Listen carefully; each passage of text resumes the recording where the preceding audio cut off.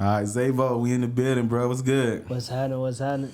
Man, pleased to have you in here, man. Likewise, bro. I appreciate you having me, bro. Yes, sir, man. I heard about you a while ago, man. You know, when I finally checked you out, man, I became a fan, bro. I appreciate it. And I know we've been chopping it up for a little while today, but you know that's sincere. Like I became a fan, and I mess with your music, man. Hey, listen, I appreciate that feedback from you. Like, in order for you to say that, like, you would have to listen. Yeah. You feel what I'm saying? So I appreciate you taking that time out of doing that, bro. Most definitely. So by hearing that, man, I'm like, I got to get him in here to do this interview, man.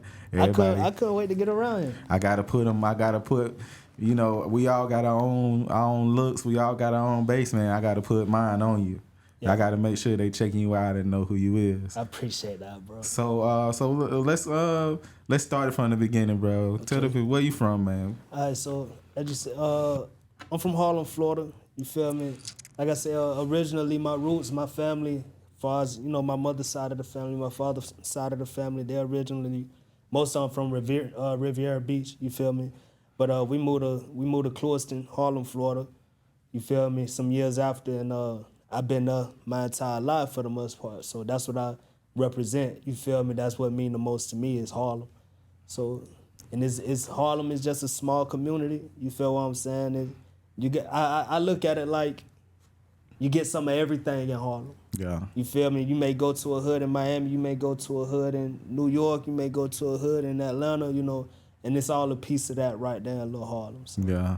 So tell us a little bit about it. Like, how was it growing up down there? Like, what was your life like growing up there? And we had fun. That was our whole thing. Like, we had fun. We was really what y'all consider like nowadays outside. Mm-hmm. As kids, we was outside. You feel me? Like, that was our lifestyle. On the end of Harlem where we stayed at, like, it was mainly like family-based, children-based. You feel what I'm saying? The older people working. And of course, on another end, which is what we consider the gardens or trailer park, you know, whatever, it was kind of younger, you know, more fast life, more street life. You feel what I'm saying? And once we got older, me and my siblings, we kind of tap into that a little more to kind of see what that lifestyle was like. But for the most part, my mama kept us on our end, you feel me, playing sports, you know, just keeping us entertained, anything outside of the streets, you feel what I'm saying? You grew up with mama and daddy, or? Nah, I was actually raised by two women. Yeah. I was raised by two women. We had like a blended home because, like, my mama, she already had 3 kids, which was me, my brother, and my sister, and then my other mama, she already had 4 kids, which was 3 girls and a boy. So we all had like a blended family. You feel me? That's all we ever knew as family too. So, like, all of them considered my siblings. All y'all was in one house? We was all in one crib. It was like 9 of us. Yeah, it was like 9 of us. And it always been like that my entire life. I can't say for my siblings because they're older, you know, but I was the baby of the bunch. So, like, my entire life, it's always been that. You feel me? Rather it was the biggest crib or the smallest crib, we made that shit work. Yeah, so it had to be tough growing up like that, though. It had to be tough. Truthfully, like, I didn't see the tough side. Yeah. Like, my mom and them was hustlers. You feel me? Like, they worked their ass off. You feel what I'm saying? They made sure we had. You feel me? It was a lot of us, but at the same time, like, we had the clean shoes, we had the clean clothes. You feel what I'm saying? Like, we ate good. Yeah. You feel me? Like, it wasn't like noodles and shit every night. I can't really say that. Like, these women really did they shit, you know, as far as raising us, you know, so. You remember what they did? Like, what they worked or they was out there? A little bit.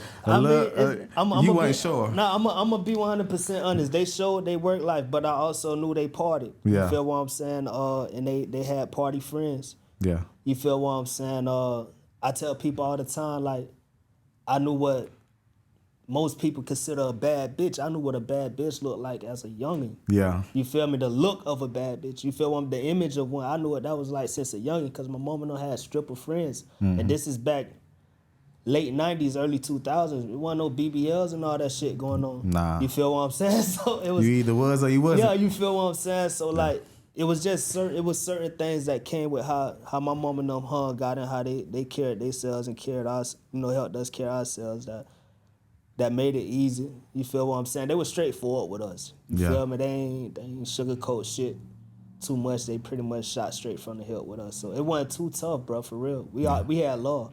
Okay. Yeah. And you close with all your siblings? So Yeah. We all keep in contact for what it's worth now. You know, everybody grown now. You feel me? We 30 plus. I'm the baby and I'm 30, so like we all 30 plus now. You feel what I'm saying? So everybody kind of doing their own thing, kids, family, husbands, wives, whatever. You feel me? they got priorities. Nah, for sure that. So yeah, that's hard though. So you down there, you got, you know, about 30 siblings with you now. You said 9 of them all in the house. Look, I ain't gonna lie, I grew up in the house. I had mama and daddy, but neither one of them worked. But we always had somebody living with us, so we always had a house full. Yeah. So it went never enough food. Never. No.